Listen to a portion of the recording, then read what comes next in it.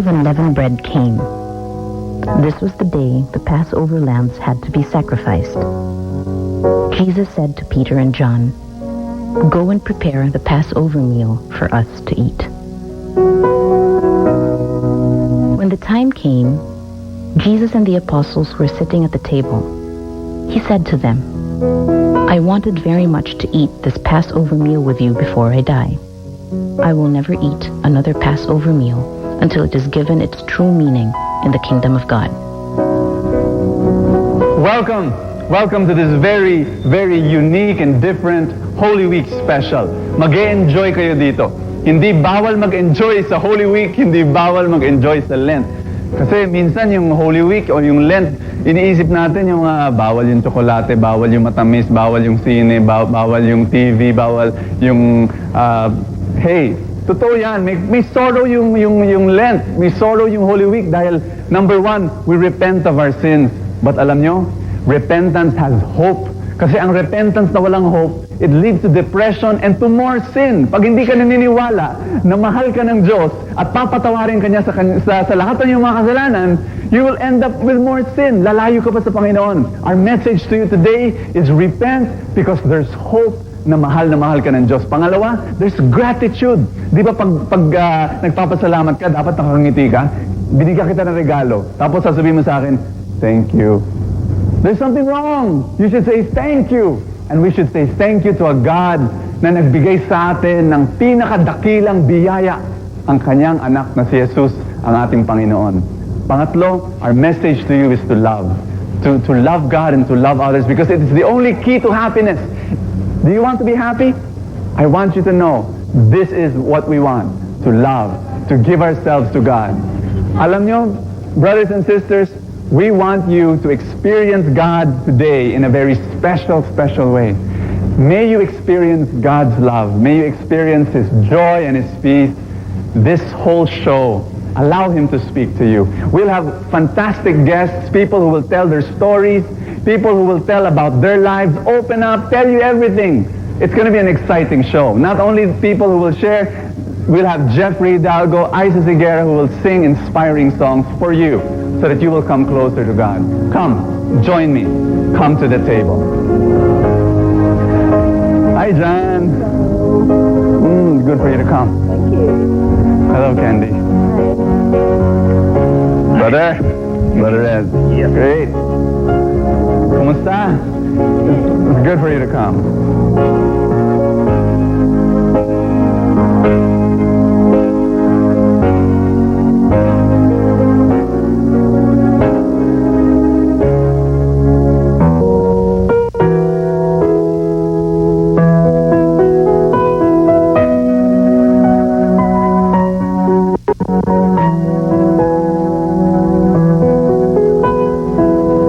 Welcome with me, action star Red Cortez and his loving wife, Candy.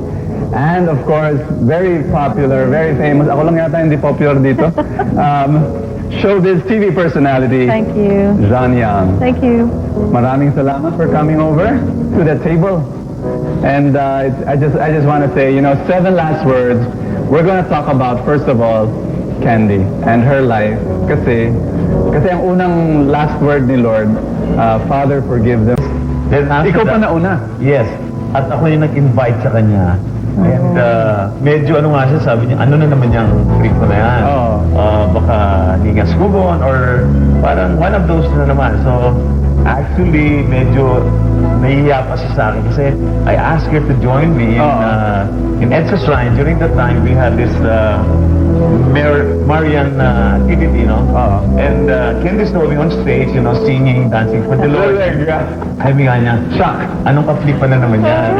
Of course, he's just being, baka naman kung ano na yung pinapasok ko. Sige. I thought it was another way of getting out of the house all the time. Okay. Another excuse. Actually, the problem is, sabi ko nga, kasi merong, how do you deal with your guilt? How do you deal with your past sins, no? And sabi ko nga, Lord, ayun, sabi ko, surrender myself to you, bahala ka ako na buhay ko and to do the healing process, no?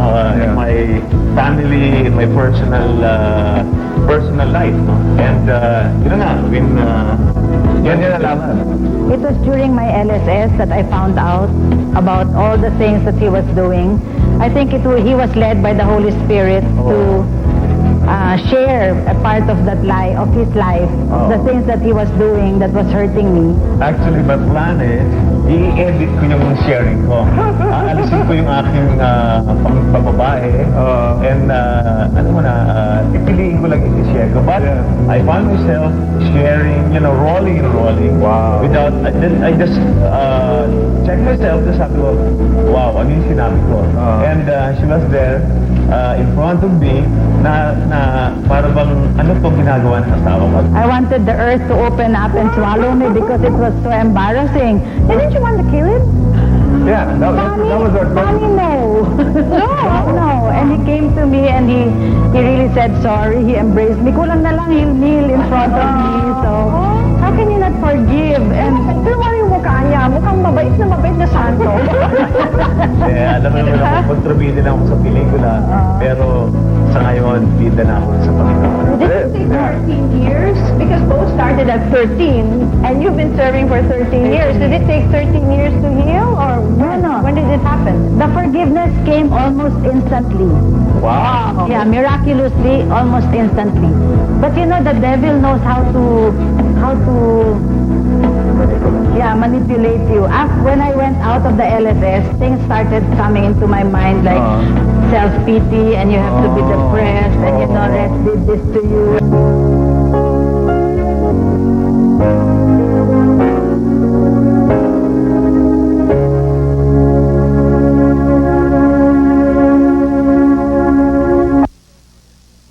I don't know, John, if you noticed, pero pag tiningnan mo si Res at si Candy, napaka-sweet. Bakit kaya? Candy kaya sweet eh. It's true. You see them now. Parang hindi nangyari yung nakaraan na pinag-usapan natin kanina. Yung womanizing at kung ano-ano pa. It's very good. Ganun talaga yun eh. Wala ka ng ibang kinakarit nyo, wala ka ng ibang chick. So, talagang force it good. Wala. Lala. Never been happier.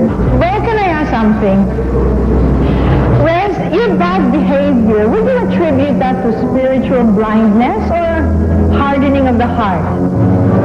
Maybe I just don't know better. Salbahe ka talaga. Alam yun ang takbo ng buhay, no?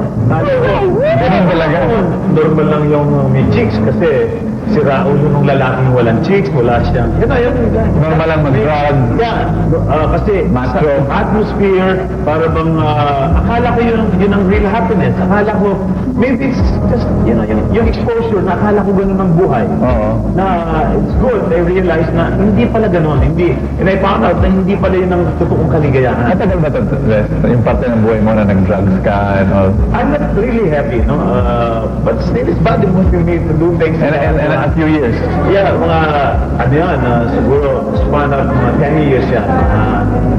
Kasi drugs is very available, tapos maraming chicks na nandyan. Oo. And alam ko na rin, ayoko na. Di ba parang gusto kong bumae, pero hindi ko magawa. Yeah, And yun nga, that's biblical. Nakalagay sa Rome. Right, Di ba? right. I know what's right, but why can't I do it? Yeah. So wala akong strength, wala akong lakas na loob para iwasan ito mga ito. But God gave me that power. Gave me the strength. Yeah. Parang makaibigan kayo talaga. You're good friends. Good friend. Are you secret. friends? Of course. Actually, nag-aawal pa rin kami, no? Siyempre. But ang maganda, we surrender our family to the Lord. Oo. At talagang siya na nasusunod.